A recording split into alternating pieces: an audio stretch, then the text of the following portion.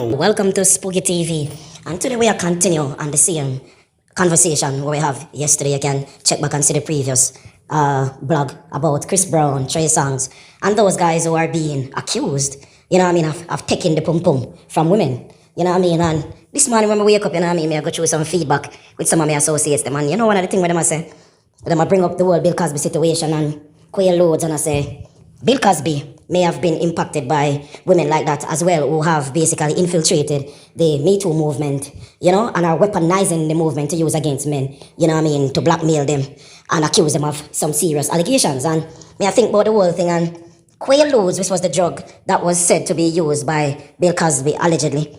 Quaaludes was the Molly of its time. It was a party drug, which men and women were willingly taking at parties to have fun and to, you know, have their various, their rendezvous.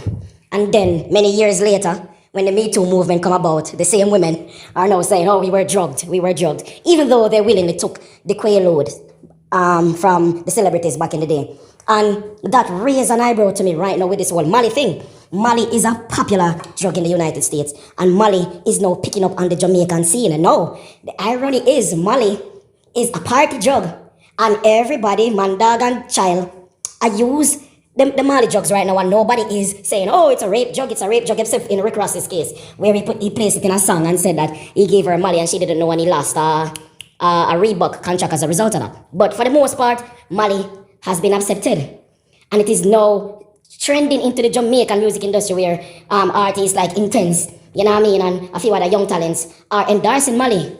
Now, what I want to say to these young artists is that fine is a 2022 thing and it seems trendy, but be careful of how you endorse drugs like these. I know dancehall is a type of genre where a man just says something to get hype, or a man just says something just to be provocative. Because dancehall is a music that thrives on being provocative. Whatever upsets people or gets people railed up, dancehall artists will say. You know what I mean? So these artists may or may not be using such drugs. You get me? But I just want to tell a lot of them artists, based on the Cosby situation and what happened to this man many years down the line, I would advise these artists to stay away from endorsing those drugs. Because you never know, 50 years down the line when you're ready to go settle down, a woman might come out of the roadwork and say, yo, such and such give me Molly in a 2022. No, this is 2060.